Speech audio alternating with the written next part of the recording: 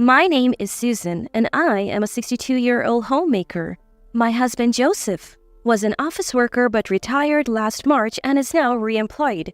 We live in a place surrounded by farms, and many of the people here are farmers. During the farming season, I help out relatives and local farmers. We have 2 children, and we used to live with our oldest son and his wife. Our second son, John, lives in a nearby town in a used house. Our second son's wife is laid back and a bit airheaded, but she's a lovable and adorable wife. On the other hand, our oldest son's wife, Jessica, who lives with us, is quite responsible, and I thought she was just right for our careless eldest son, Daniel. However, she might be too irresponsible, worrying about our family's future. As my husband's retirement was approaching, she was thinking about what's next even more than we were. My father-in-law's salary will drop significantly once he's retired. That means we won't be able to live as we have been. She said this with a scary face to my husband and me, so I thought she would take over managing the household finances. Before my husband retired, his salary covered most of our living expenses. Our oldest son also contributed to the living expenses every month, but honestly, it wasn't enough to cover his family and our 5-year-old grandchild.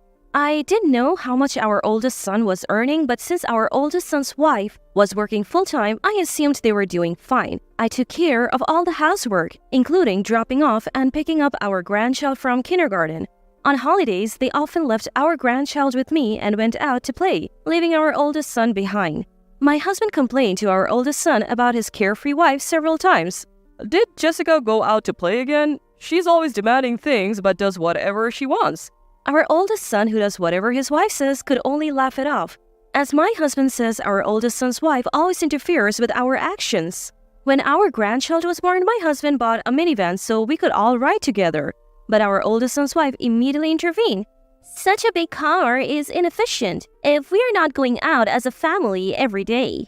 She made a visibly uncomfortable face even though my husband was paying for the whole car.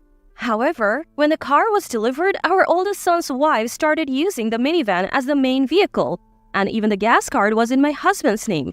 If we planned to go to a resort as a family on a weekend, our oldest son's wife would get angry on the day. I'm going out with my friends today, so I will use the minivan. Once she said that, she never changed her mind, and our oldest son's wife ended up using the minivan.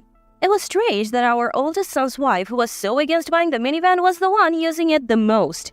Our oldest son was even more interfered with, becoming like a servant to his wife.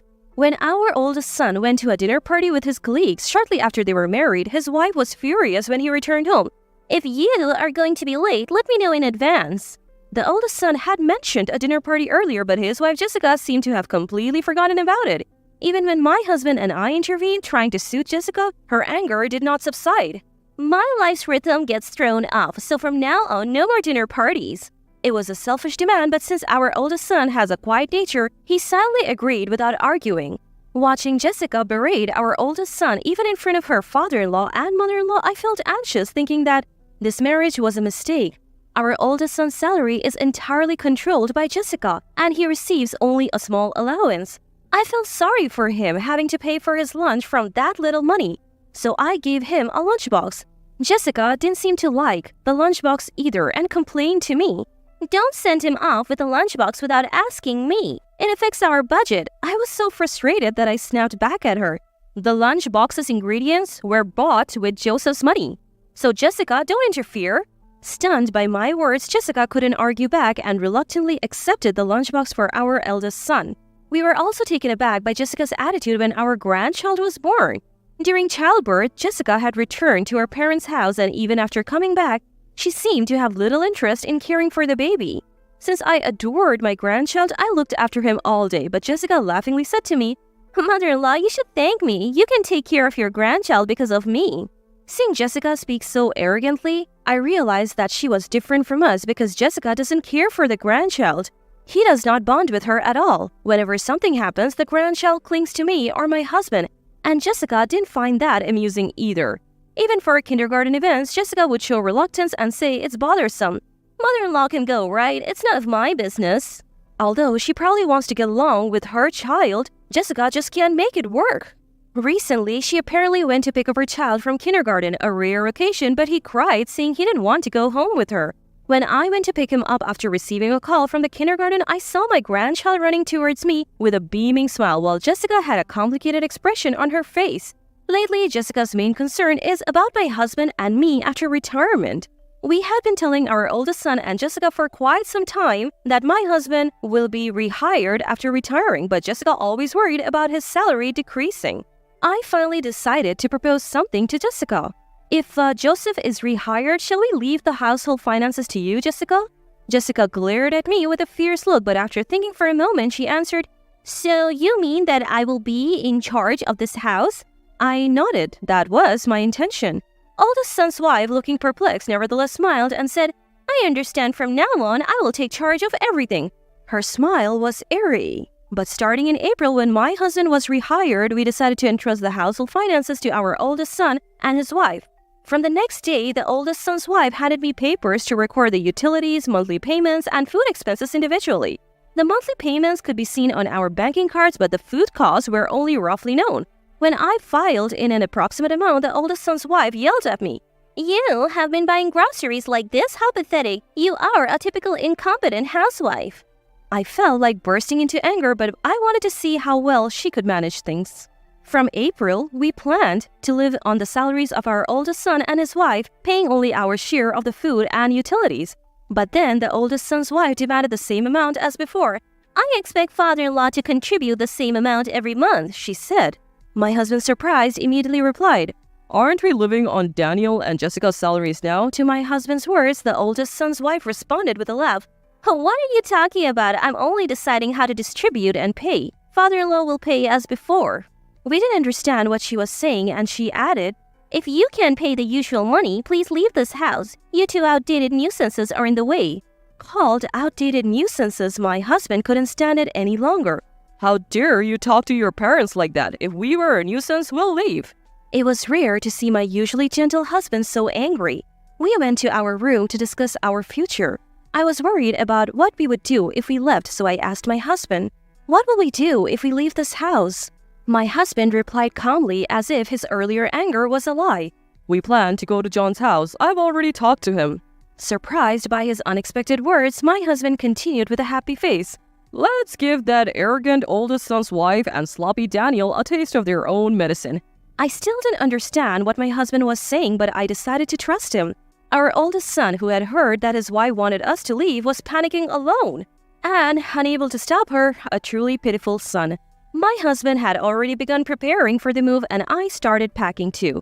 The oldest son's wife, a little surprised to see that we were really moving, kept making snide comments as we packed.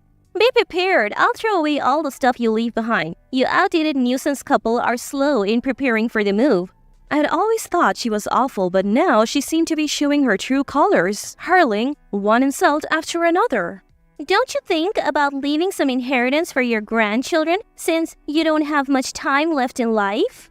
I had never seen my oldest son's wife so intense before, and I was stunned. But after she left, my husband was laughing. She must be thrilled thinking she can make this house and land her own. The area is rural, so there are many large houses, but ours is one of the most impressive ones. The house is old, but we have fixed it up many times so we can still live in it. The land is quite spacious, so if we wanted to build single-family homes, there's enough room for 4 or 5. A week after being told to leave this outdated nuisance of a house, my oldest son's wife came to me with a pleased look on her face. "Are you ready to move?" My husband replied with a smile just as big as hers. We'll be out by tomorrow. Don't worry. We had already moved most of our belongings and only the valuables were left. My oldest son's wife didn't seem to care where we were moving to. She just wanted us out of the house. The next day, as we were leaving, she saw us off at the front door with a confident posture. Our oldest son was hiding in the shadows looking guilty, and I was disgusted with him for being so controlled by his wife. Our grandchild didn't seem to know I was leaving and was crying in his father's arms. Leaving the house wasn't that sad, but I felt like crying for our left-behind grandchild. We headed straight to our second son's house and began unpacking. In stark contrast to my oldest son's wife, my second son's wife is always smiling and makes everything fun. When my second son got married, he bought a used single-family home and my husband helped financially. The house was too big for just the two of them, so I once asked him, "Why did you need to buy such a big house?" He replied with something profound. Dad told me to buy a slightly bigger house since he was giving me money. He was the one who introduced me to this house in the first place. I wondered why my husband had found a house big enough for 2 families when we already had our own. Looking back, was he anticipating being kicked out of our house?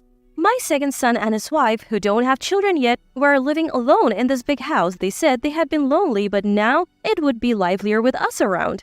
My second son's wife works but takes care of the housework and everything was in order. When I offered to help, she shyly asked, I'm bad at cooking, so I would like you to teach me, mother-in-law." My second son, who had been listening, said with an exasperated face, "That's right, my wife's cooking has a strange and mysterious taste, so please teach her properly, Mom." Indeed, the meal my second son's wife made that day was all dishes we had never seen before, and both my husband and I were surprised. A month after moving, we had heard nothing from our oldest son, and we had settled into life in our second son's house, as if we had always lived there. However, a few days later, I received a panic call from my oldest son's wife. "Mother-in-law, the neighbors are talking about church donations and stuff, and someone claiming to be father-in-law's nephew told us to leave the house. What's going on?" My oldest son's wife seemed confused, and I was equally baffled by her one-sided rant. I tried to calm her down. She still seemed panicked, but something occurred to me. For generations, the people living in that house had served as church elders for a nearby church, and we had to collect donations every year. I remember my husband and I splitting the task and going around the neighborhood to gather contributions. We were also responsible for managing a nearby communal cemetery, collecting maintenance fees, taking care of the grounds. My husband, overhearing my conversation with my oldest son's wife, grabbed the phone and yelled at her, "Our family has been the landlords of that area for generations, so we had to take care of everything." He continued with a triumphant look on his face, "I forgot to mention, but that house and land aren't mine. They belong to my brother, but now his son, my nephew, has inherited them." I didn't know all the details, but I knew we were only borrowing the place. According to my husband, we were living rent-free in exchange for him taking over the church elder duties and cemetery management for his nephew. My husband had been covering the property taxes, and the maintenance must have been a relief for the nephew. For my husband, it was not only for the sake of his distant living nephew, but also to preserve the family home passed down through generations. With my husband's explanation, my oldest son's wife seemed to grasp the situation, and she snapped back at him. "I understand about the church, but why are we being told to leave?" She yelled without flinching. My husband explained with a sly smile. "For quite some time, there has been a talk of developing the area around the house into residential land." It seems the nephew had been holding off on the development out of consideration for us, but since we were kicked out, he told the nephew it was okay to proceed. The nephew was also furious after hearing about my oldest son's wife's heartless actions. Since she wouldn't take on the church elder or cemetery management duties, the nephew saw no need to be considerate and suddenly demanded that she vacate the house. Listening to this, I understood why my husband had encouraged our second son to buy a large house. Either way, my husband had been thinking that we would eventually have to leave that house, and he probably chose our second son as a cohabiting partner over our unreliable oldest son. From my perspective, both were unreliable, but comparing the two wives, a difference emerged. The calculating oldest son's wife, realizing she was at a disadvantage, quickly hung up. That night, my oldest son and his wife came to our second son's house, and my oldest son's wife asserted their rights. "Since we are living in that house now, father-in-law will find us a replacement, and of course he will pay the rent." My husband and second son were about to explode with anger at the selfish demands of my oldest son's wife, when my second son's wife interjected with an unrelenting comment. "Jessica, we bumped into each other in a strange place the other day, didn't we?" At this sudden and inexplicable remark, my second son looked ready to erupt in anger, but his wife showed everyone her mobile phone. On the screen was an image of my oldest son's wife arm in arm with a man none of us had ever seen before. The moment she saw the picture, the color drained from my oldest son's wife's face. The second son's wife continued to press her. I work near that spot, so I've seen you there a few times," she said, showing more pictures one after the other. My oldest son's wife's previous bravado was gone, and she looked down trembling. Even my unreliable oldest son couldn't hold back and yelled, "You've been cheating on me?" Normally, one would give up at this point, but my oldest son's wife wasn't silent. "That's right, I have been cheating. If you didn't have any assets, I would have never married a man like you."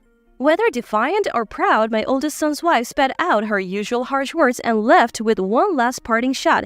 "A man without a house or land? I'll be the one to break up with you." Without a single word of apology, she left my second son's house. Afterwards, my oldest son and his wife officially divorced.